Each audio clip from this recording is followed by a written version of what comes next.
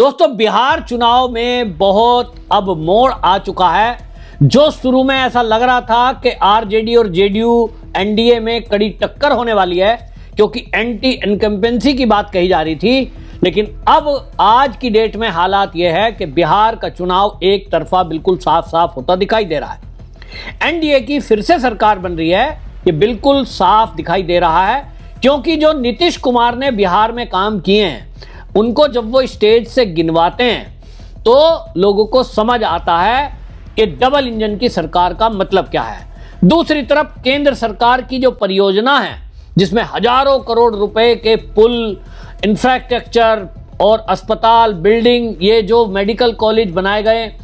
इन सबको देखते हुए बिहार की जनता ये कह रही है कि ना तो इस तरह के एयरपोर्ट कभी बिहार के लोगों ने देखे थे,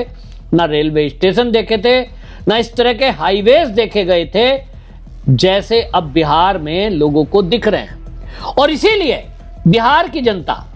निश्चित रूप से तय कर चुकी कि एनडीए की सरकार एक बार फिर। तो नीतीश कुमार ने मोदी जी की मौजूदगी में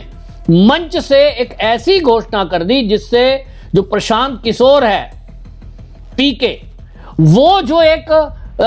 नैरेटिव सेट करने की कोशिश बिहार में कर रहे थे कि साहब बिहार में जब चुनाव हो जाएगा तो इस बार तो नीतीश कुमार को नहीं बनाया जाएगा,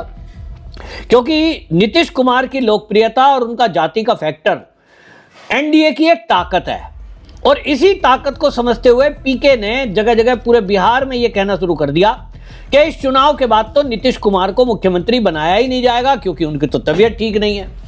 यह भी कहना शुरू कर दिया कि यहां तो जो मुख्यमंत्री कोई बनेगा तो उसमें आपस में इनमें लड़ाई हो जाएगी, क्योंकि बीजेपी का अगर मुख्यमंत्री बना तो जेडीयू अलग हो जाएगी। इस तरह की बातें कही जा रही थी, वो पूरा नैरेटिव मोदी की मौजूदगी में नीतीश कुमार ने ध्वस्त कर दिया।